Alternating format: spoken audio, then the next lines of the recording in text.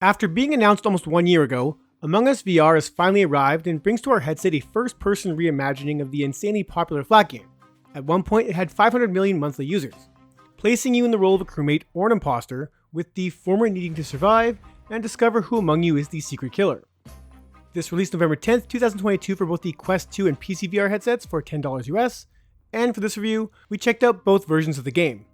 Can a third-person strategy game be turned into a first-person one? Does VR make the experience better or worse? Have I won even one match as an imposter? Let's find out.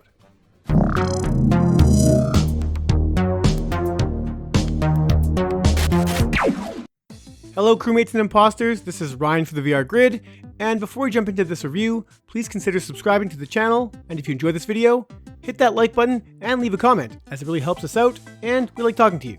Well, most of you. As I said, Among Us is, or I guess was, kind of a big deal, and while it may be waning in popularity compared to its peak days 2 years ago, it's become a fairly recognized name in gaming, so when it was said to be coming to VR headsets, I was excited. Not so much for the game per se, but rather for the attention such a popular game would garner once it hit our headsets. I dabbled in the flat version a bit, enjoyed it for what it was, but quickly cast it aside, as I found the overall experience to be enjoyable, but forgettable. That said, my interest was piqued in how this would translate to our HMDs, as the social aspects that made it so popular in the first place could only be better in VR, right? There isn't much of a story here, but for those that have played Mafia or watched The Thing, the premise will be familiar. This is an online-only game where you play as a member of the crew on a ship called the Schell 2, and, depending upon how many people join the game, up to a max of 10, one or two of the crew may be imposters, who are out to sabotage the ship and kill the crew. It's up to you as a crewmate to finish assigned tasks while weeding out who the murderers are, and should either of those acts be completed, the crew wins the game.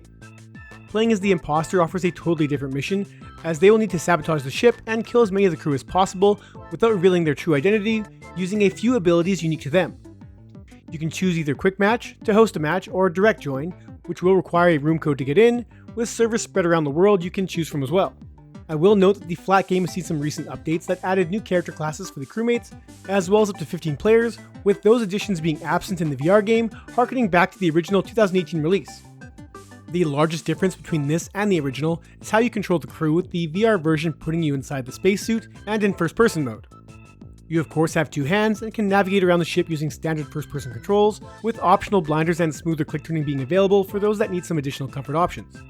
Teleporting is not available here, though running around the ship appears to be at near the exact same speed as the flat game, making this feel like a faithful port to VR, and given that slower pace, shouldn't cause much comfort issue. Whether you play as an imposter or a crewmate, the controls are largely the same, though the imposters have a few more abilities such as sabotaging rooms and doors, or crawling into vents to quickly move about the ship. The default option for these interactions is by pressing a face button while pointing at what you want to interact with, whether it's the pop-up minimap, an object, or a crewmate right in front of you, the latter of which will result in murder, with a 45-second timer popping up that must count down before you can kill again. That same interaction is applied to the crewmates, whose tasks consist of a variety of simple mini-games that are as easy as pulling a lever, to much more complicated ones like a Simon Says type button puzzle, timed switches, knobs to be slowly turned, navigation of the ship along a 2D plane, and a few more.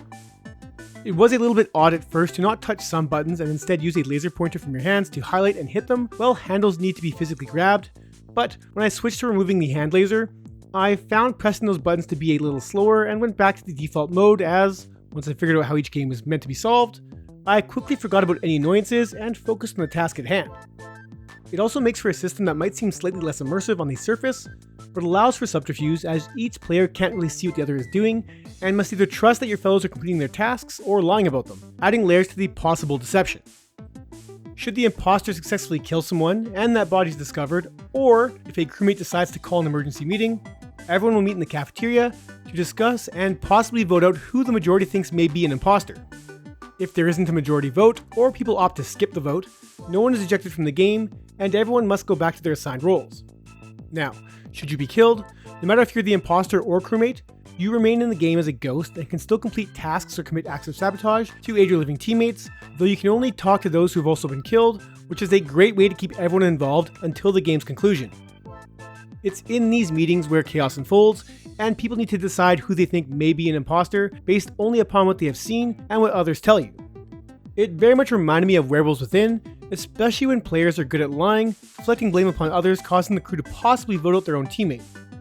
It's intense and fun to be in either role, especially as numbers dwindle and fingers are quite literally pointed at one another.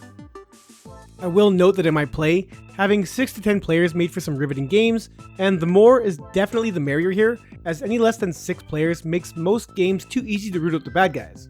Though, as I played this pre-release, I don't expect this to be too much of an issue given the popularity of the license and cross-platform support.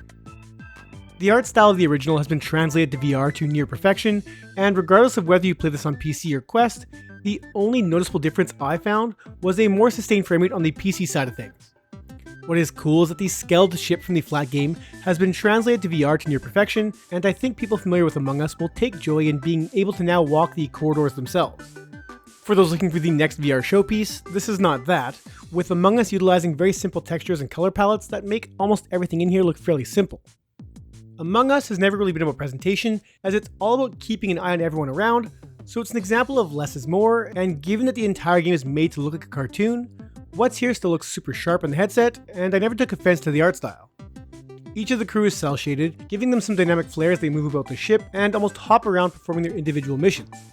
Arms may float ahead of everyone, though outside of that, everybody looks the same save for the color of their player, the name floating above their head, and whatever they choose to wear from nothing to a cap, bandana, mohawk, and a few other options with one DLC pack available at launch for those that want a little extra bit of flair.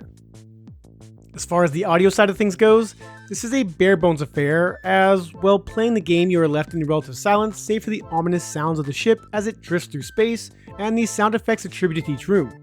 It's a smart choice, as not only does it add some realism to the game, but also some extra intensity, giving some light alien vibes in regard to just how isolating this can be at times. Depending upon where you are in the ship, you may hear the whir of the engines, the beeps and boops from a nearby console, doors whooshing open or closed, or the footsteps of someone nearby, so while effects may be minimal, they are used to great effect. What is on point is the in-game proximity chat that allows you to hear others close by, which is great when talking with 1 or 2 people, and is entertaining as all hell when 10 crewmates are accusing each other of things they did or didn't do, while others lie and everyone points fingers at each other, and it's nothing short of that insane fun that makes this version of Among Us, in my opinion, the superior one. I have Just kidding on the suspects. No. Shields, storage, and then lower engine. I'll follow you, man. Like I said, I'm done on mine, so. Did you guys hear that? Sussy No, boxes. we don't. Wait. After playing the VR version for a few hours, I dove back into the flat game, and it just wasn't the same. Gone was being inside the ship, interacting with it on a personal level while always looking over my shoulder to ensure that no one was sneaking up on me. It's that presence in the game, along with the voice chat, that for myself makes this not just a different way to play Among Us, but a better one. There's no progression or reward system to speak of, with Among Us VR's simple and effective design ensuring that just about anyone can hop in to see if they have the skills to suss out the imposter or get away with murdering those around them. Even if you stick with the same group of people, you can never trust anyone around you, as what happened the last game doesn't matter in the next one. I've sunk enough hours into Among Us VR up to this point to make the $10 price tag a very easy pill to swallow, as this has given me some of the most fun I've ever had in a social VR game, and for those that think this should be free, grow up. Game development costs money, and this is an entirely different version than the flat one currently available. I'm going to give Among Us VR an 8 out of 10. I'm really enjoying this. Now here's hoping all the kids with their headsets don't wreck this for us. If you enjoyed this review, please like and subscribe, and that's it for this one. Thank you so much for watching.